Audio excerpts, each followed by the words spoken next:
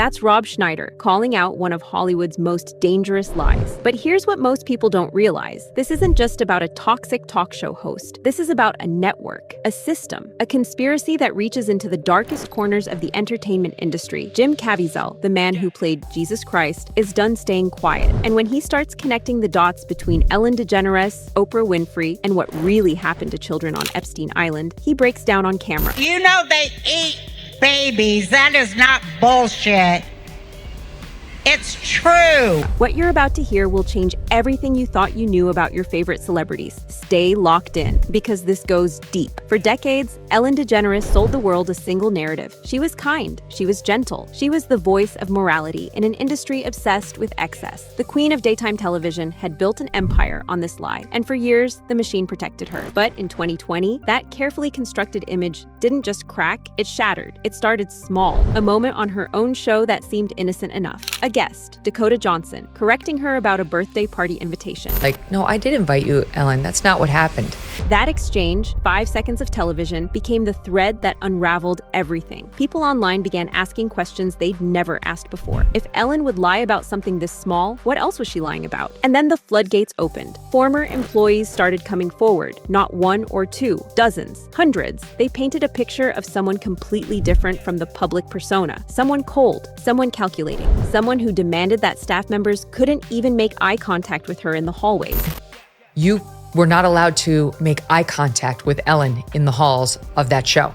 If you saw her, this is not a nice person. One person who worked at a restaurant that served Ellen described an incident so petty, so revealing, that it became the perfect encapsulation of her character. Ellen complained to the owner, not because the employee had done anything wrong, but because she had chipped nail polish. Just chipped nail polish on her hand. Not even visible to Ellen, just existing on the same property. That employee almost lost their job over fingernail varnish. But this wasn't just about rudeness. As the investigations deepened, allegations surfaced that were far more serious. The talk show wasn't just a toxic workplace, it was reportedly a structure designed to protect something darker. You need to understand something about Ellen's methodology. She didn't just hurt people randomly, there was intent, there was strategy. In 2008, Mariah Carey appeared on Ellen's show while pregnant, but Mariah hadn't announced it publicly yet. She was early in her pregnancy, and there was a reason for her silence. Mariah had suffered miscarriages before, multiple times. She was protecting herself, she was protecting her baby. Ellen knew this. And on live television, Ellen didn't just ask about the pregnancy. She pressured Mariah relentlessly to confirm it. And then, to seal the deal, to force an answer, Ellen offered Mariah a glass of champagne. On live television, on camera. Knowing that if Mariah refused, the entire world would assume she was pregnant. It was a setup, a trap. Mariah looked visibly uncomfortable. She tried to change the subject over and over, but Ellen kept pushing. That's not entertainment. That's psychological warfare. And here's what happened next. Shortly after that interview, Mariah suffered a miscarriage. Years later, in interviews and in her book, Mariah would describe that moment as one of the most uncomfortable, most invasive, most traumatic experiences of her career. The internet didn't care. They called it funny. They called it Ellen being Ellen. This is the pattern. Ellen identifies vulnerable people. She applies pressure. She causes damage. And then the system protects her. There's certainly no lack of, I don't sense any humility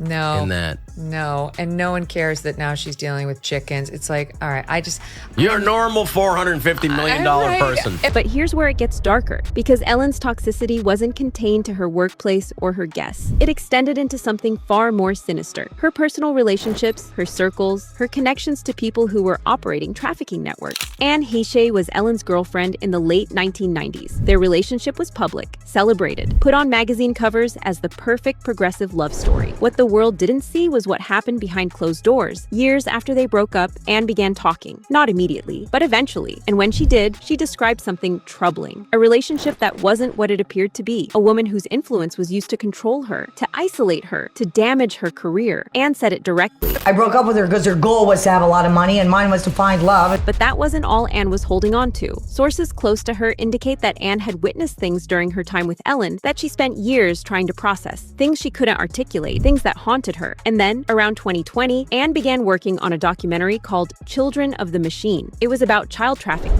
about what happens to children in networks operated by the ultra-wealthy, about the machinery behind Hollywood's closed doors. According to multiple sources, as Anne got closer to the truth, as she started putting her experiences into words, she became a liability, someone who knew too much, someone who might talk. On August 22nd, 2022, Anne Heche got behind the wheel of a blue Mini Cooper. Within minutes, she was involved in 2 hit-and-run incidents. Her car was captured on doorbell footage, zooming down the street at an extremely high rate of speed. She blew through a stop sign and slammed directly into a residential home. The impact was so severe that her car caught fire. She was trapped inside for 45 minutes before rescue workers could extract her. The official conclusion was accident, but the details don't add up. The coroner's toxicology report showed no active drugs in her system, no alcohol, just traces of cocaine and cannabinoids from prior use. Nothing that would impair her enough to drive like she was fleeing something, yet the way she was driving, it looked like she was running from something, running from someone. In the helicopter footage from the scene, you can see Anne being put onto a stretcher, and then something happens. The body bag, if that's what it was, the zipper breaks open, and Anne suddenly emerges, propping herself up as if she's trying to escape. They push her back down and wheel her into the ambulance. People who knew Anne, people close to the documentary team, have been vocal about what they believe happened. That Anne was getting too close to information, that the crash wasn't random, that it was a message, a warning, a silencing. Anne Heche died days later, and the documentary she was working on still hasn't been released. Still underground, still being finished by a team that's terrified of what will happen if they expose it. This is where it all connects. When the Epstein files were unsealed, the public expected a few familiar names. What they got was a sprawling list. Celebrities, politicians, producers, philanthropists, people who built entire public personas on being humanitarians, on being good guys. And among those names, Oprah Winfrey, 5 times. Her name appeared 5 times in those files. Jim Caviezel started digging into those files. He started connecting the dots, and what he found terrified him. According to Jim, Oprah isn't just a person who made bad friends. She's a node in a network, a legitimizing force, a gatekeeper, someone whose presence makes predatory systems appear safe, trustworthy, even aspirational. Think about it. Harvey Weinstein,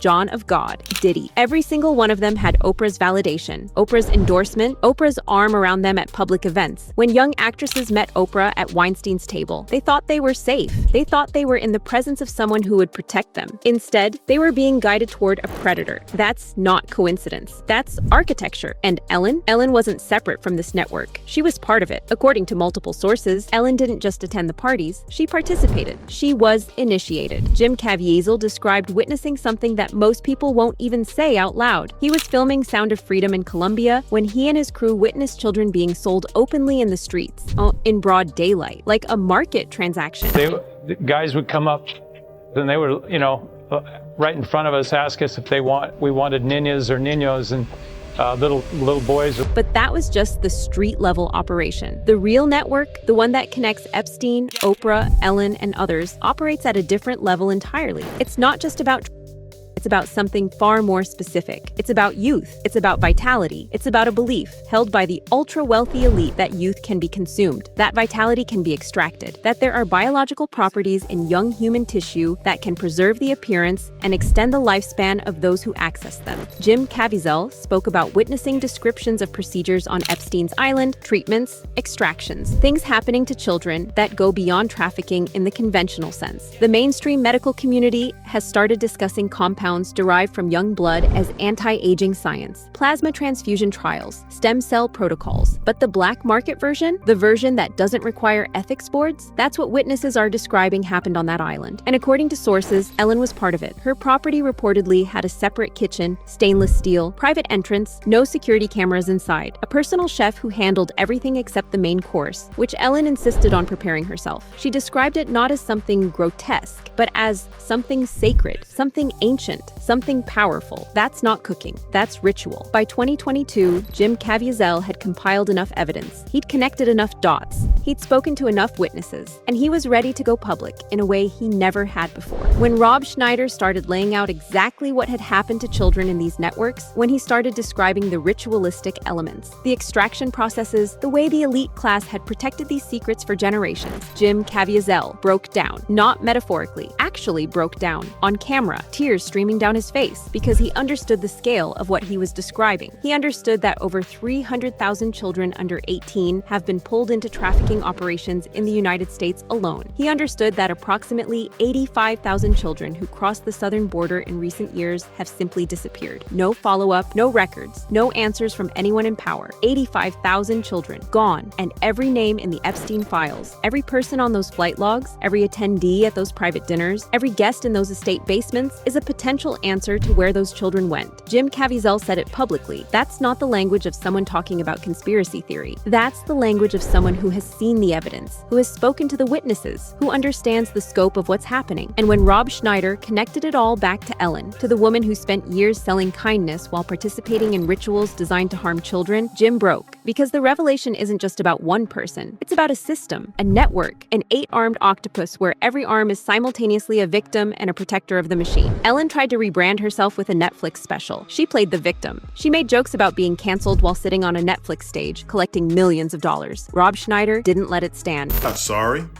So stop acting. I got kids, I'm married, I know exactly what a real apology looks like. I know when I have to give one. It means you're remorseful down in your soul and your spirit. You deeply regret what you've done.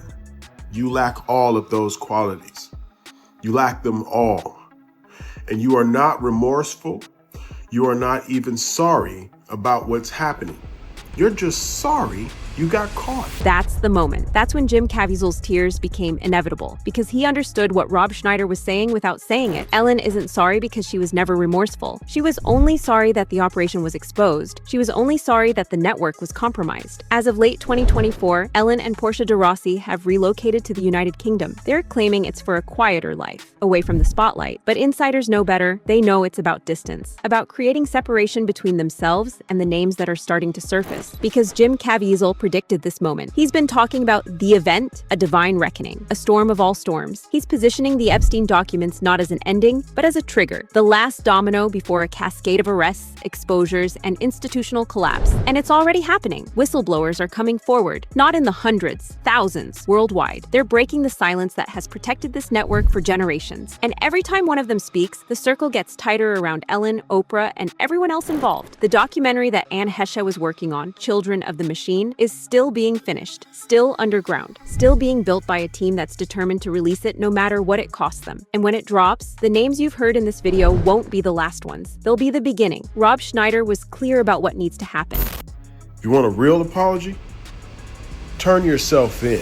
That's not a request. That's a demand. And it's a demand that's starting to echo across the industry. Jim Caviezel broke down because he sees what's coming. He sees the walls closing in. He sees a system that operated in darkness finally being exposed to light. And he knows that once the avalanche starts, there's no stopping it. The question now isn't whether more names will surface. The question is, what happens when they do? When the full scope of this network is finally revealed. When people understand that the celebrities they trusted, the philanthropists they celebrated, the gatekeepers they followed, were all part of a machine designed to protect predators and traffic children. That's why Jim Caviezel cried. That's why Rob Schneider won't stop talking. That's why the documentary team refuses to back down, because they understand something that most people still don't. This isn't over. It's just getting started. Stay locked in, because the story is about to get much, much darker before it gets better.